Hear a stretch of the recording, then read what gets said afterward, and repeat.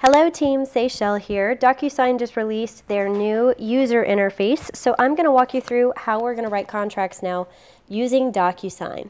So what we're going to do is go to docusign.com and we're going to click on Login.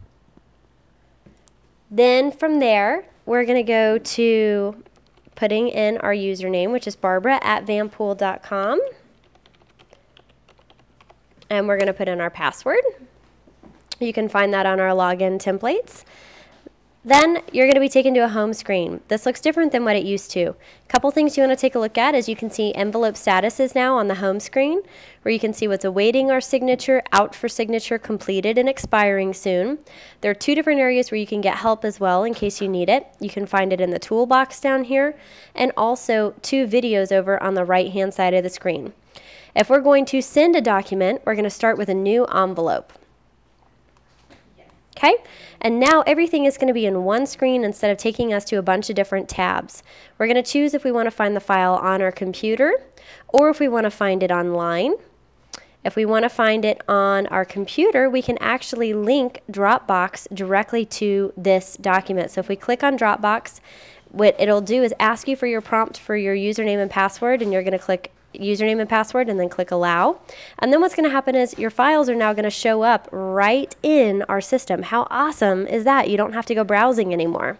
Then we're going to scroll down to our Vanpoole file and find our clients. I'm going to pull in a sample contract for us to use today. So we just wrote an offer for Tom Ahern. So we're going to go ahead and pull down one for Royal Birkdale. And we're going to double click it, and it's going to pull down our contract. Then the second thing we're going to do is put in our signers and our email addresses for who we want to sign.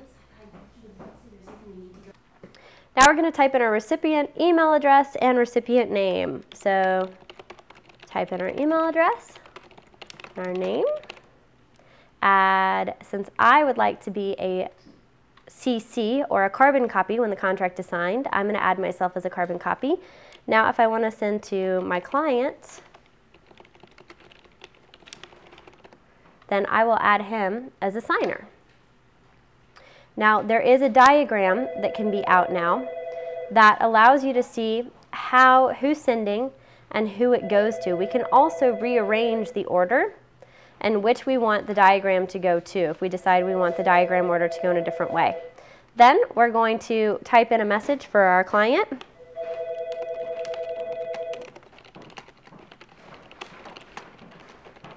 Here are documents for your signature. And now we're going to click continue. This is now going to take us to our form.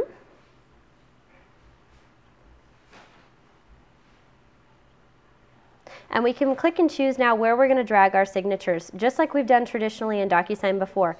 You're going to notice, though, this is now on the left-hand side of the screen instead of on the right-hand side of the screen. So what we're going to do is come down, and we can click and drag our initials and signatures where we want them. Okay? If we want to add the date signed, we'll click and drag those as well. And you can pick and choose then who you want to sign, just like we have in the past.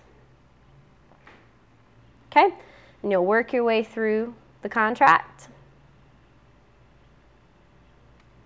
just like we've done before. You'll notice, though, this dragging is a little bit smoother than it was in the past, which is very nice. If we wanted also to add data fields, we can do this as well. Some of you all don't know this, but if you click and move a data field, you can actually choose how big that data field is, so you can make it longer if you'd like. So you can come in here as well and choose your data fields, and you click on formatting properties, and you can decide how many characters per line you want and how many lines you want it to be. So if I wanted to type in a piece into special provisions into a contract, I can now come in and say home to be professionally cleaned upon move out, just like that. And we can put that into our special provisions just like we have before with initials. Pretty cool. Then we're going to click continue. Okay, we can now preview. It's showing us a preview of what it's going to look like for our client, which we didn't have before. Very nice. And then we're going to click send. And we are off to the races, just like we were before. If we have something that is different, it's going to show us right there so we can go back in and fix it.